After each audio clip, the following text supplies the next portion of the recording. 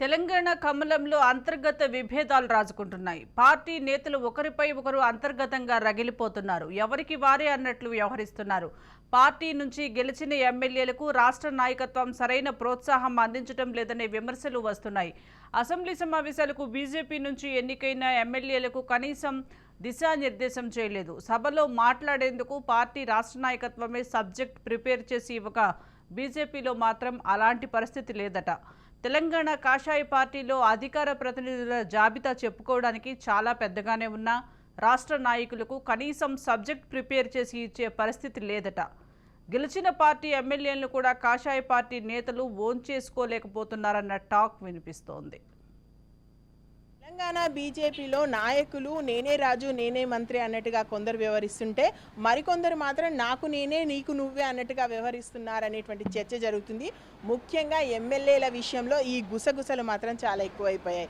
ఎందుకంటే తెలంగాణ అసెంబ్లీకి సంబంధించి ఎప్పుడైతే బడ్జెట్లో మనకేమి కేటాయించలేదని చెప్పేసి ఒక తీర్మానం చేసినటువంటి సందర్భంలో వాకౌట్ చేసి వెళ్తామని చెప్పేసి కొంతమంది ఎమ్మెల్యేలు వెళ్తుంటే వెంకటరమణారెడ్డి అక్కడే కూర్చొని ఇది సభా మర్యాద కాదండా అంటే వాళ్ళలో వాళ్ళు మాట్లాడుకుంటున్నప్పుడు అది స్పష్టంగా అర్థమైంది వీళ్ళలో కమ్యూనికేషన్ గ్యాప్ అయితే ఖచ్చితంగా కనబడుతుందని. ఈవెన్ రుణమాఫీ విషయంలోనూ అదే జరిగింది. ఒకరు ఒక మాట అంటుంటే మరొకరు మరొక మాట. లేదు ఒక సబ్జెక్ట్ తీసుకొని ఒక ఎమ్మెల్యే మాట్లాడుతున్నప్పుడు వాళ్ళకి సపోర్టింగ్గా పెద్దగా రావట్లేదు. ఉన్న 8 మంది ఏ సబ్జెక్ట్ మాట్లాడుకోవాలనే విషయానికి సంబంధించి ముందు మాట్లాడుకోలేదా అనేటువంటి డౌట్ అందరికీ వస్తుంది. వీళ్ళు సమావేశాలు అయితే అయ్యారు, కానీ ఆ సమావేశాలకు సంబంధించి ఒక కంక్లూజన్కి రాలేదు అనేటువంటి వార్త అయితే చక్కర్లు కొడుతుంది. అంటే వీళ్ళు ఏదో నామమాత్రంగా వెళ్ళి అందరూ కలిసి కూర్చొని ఏదో ఒక విషయం మీద మాట్లాడుకోవడం, ఆ తర్వాత లేదు ఎవరి ఆలోచనల ప్రకారం వాళ్ళు వచ్చి ఉండడం, ఒకరు మాట్లాడుతున్నప్పుడు వాళ్ళకి సపోర్టెడ్గా ఇంకోరు రాకపోవడం.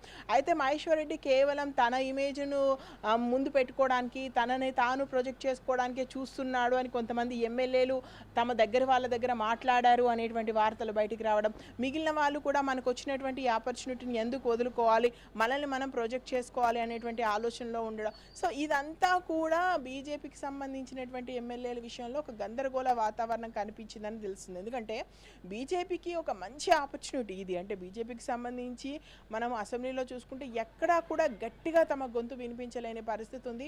ఒకరు ఈ సబ్జెక్ట్ గురించి ప్రిపేర్ అయ్యి వచ్చి మాట్లాడుతున్నప్పుడు కూడా మిగిలిన వాళ్ళు దానికి అడ్డుపడ్డప్పుడు ఉన్నటువంటి 8 మంది గొంతుకలు ఒక్కసారిగా మనకి ఎక్కడ వినిపించలేని పరిస్థితి.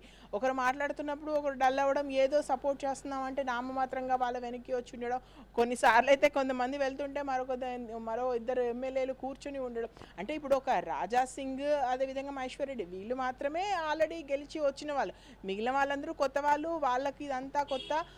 దట్ టు బి అందరూ ఒక ఏజ్లో ఉన్నారు. ఈవెన్ మహేశ్వర్ రెడ్డికి సంబంధించి ఆయన కోఆర్డినేషన్ చేసుకోవడంలో మమ్మల్ని పూర్తి స్థాయిలో కోఆర్డినేషన్ చేసుకోవట్లేదు, ఆయన ఓన్ ఇమేజ్ బిల్డ్ చేసుకోవడానికి చూస్తున్నారు అనేటువంటి మాటలు వీళ్ళ మధ్యలో వినిపిస్తున్న నేపథ్యంలో ఏమైనా ఇలా గందరగోళ వాతావరణం నెలకొంది. ఎందుకంటే వీళ్ళను 8 మందిని అసెంబ్లీకి వెళ్తున్నప్పుడు కనీసం వీళ్ళని ఎవరైనా గైడ్ చేయాల్సింది ఉండే. అంటే మనం ఏం మాట్లాడాలి ఏం మాట్లాడొద్దు అనే విషయంలో వీళ్ళని గైడ్ చేయలేదు అనే విషయం మాత్రం స్పష్టంగా అర్థమవుతుంది అంటున్నారు.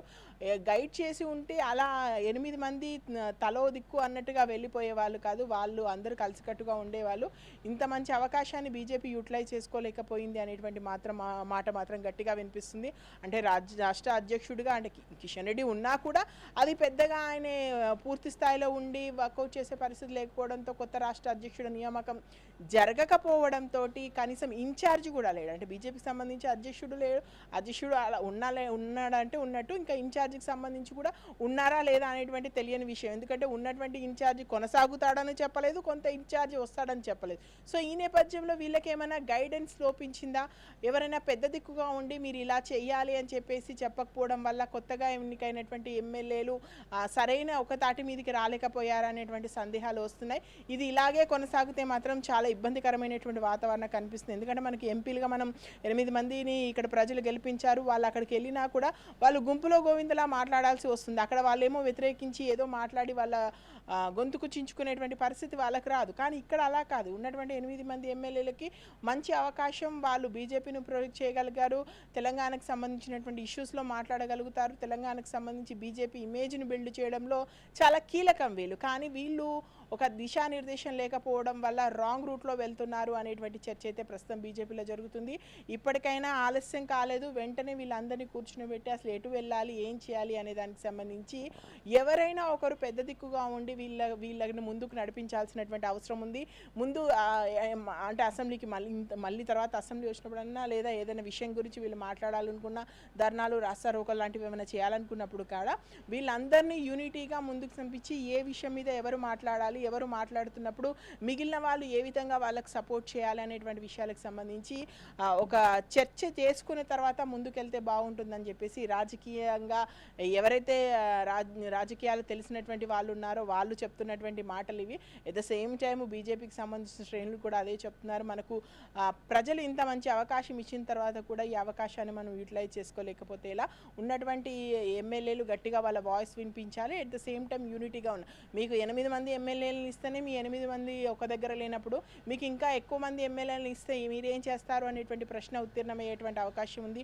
అండ్ బడ్జెట్ విషయంలో పూర్తిగా బీజేపీకి సంబంధించినటువంటి నేతలు ఫ్లాప్ అయ్యారు అనేటువంటి మాటలు కూడా వినిపిస్తున్నాయి. వాళ్ళు ఏమి ఇచ్చారు, ఏం లేదు అనే దానికి సంబంధించి గట్టిగా మాట్లాడలేకపోయారు. రుణమాఫీకి సంబంధించి అదే మాట. ఈవెన్ అక్కడ మనం బీఆర్ఎస్ గట్టి ప్రతిపక్షంగా నిలిచింది.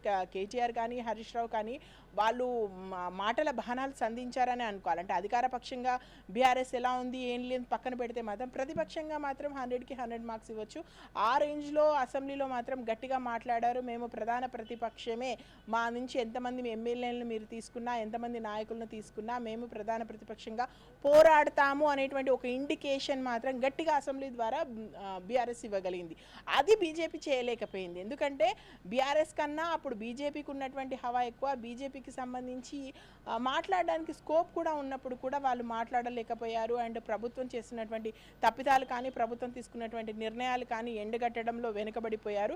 ఇలా చేరితే మాత్రం మేమే ప్రధాన ప్రతిపక్షం అవుతామని బీజేపీ చెప్తున్నటువంటి మాటలకు, వాళ్ళు చేస్తున్నటువంటి చేష్టలకు పొంతన లేకపోతే మాత్రం ఇన్ ఫ్యూచర్ బీజేపీ ఇబ్బందులు పడేటువంటి అవకాశం ఉంది. కాబట్టి అధ్యక్షుడు వచ్చినాకనా, ఇన్ఛార్జ్ వచ్చినాకనా, లేదా వీళ్ళకి సంబంధించి మహేశ్వర్ రెడ్డి నేతృత్వంలో వీళ్ళు ముందుకు వెళ్తున్నప్పుడు మహేశ్వర్ రెడ్డి చెప్పే విషయాల్ని ఏ విధంగా వినాలి, లేదా మహేశ్వర్ రెడ్డి కానీ వీళ్ళందరినీ ఏ విధంగా కోఆర్డినేషన్ చేసుకొని ముందుకు వెళ్ళాలనే విషయానికి సంబంధించి వీళ్లకు ఎవరైనా దగ్గరుండి ఒక క్లాస్ తీసుకోవాలి అని చెప్పేసి మాత్రం బీజేపీ శ్రేణుల్లో ప్రస్తుతం అయితే ఒక చర్చ నడుస్తుంది. చూడాలి మరి దీన్ని ఎంతవరకు యాక్సెప్ట్ చేస్తారో. ఉన్న 8 మంది ఇలా రకరకాలుగా నా దారి నాదే అంటూ చూసుకోకుండా ఒక యూనిటీగా వచ్చి వర్క్ చేస్తారా, ఇన్ ఫ్యూచర్లో బీజేపీకి సంబంధించి ప్రధాన ప్రతిపక్షమా లేదా అధికార పక్షంలోకి వస్తామా అనేటువంటి మాటలకు సంబంధించి వీళ్ళ పనితీరు ఏ మీదకు మెరుగుపడుతుందో చూడాలి. ఏదేమైనా మాత్రం ఈ అసెంబ్లీకి సంబంధించి బీజేపీ తన సత్తాను చాటలేదన్నది నిజం.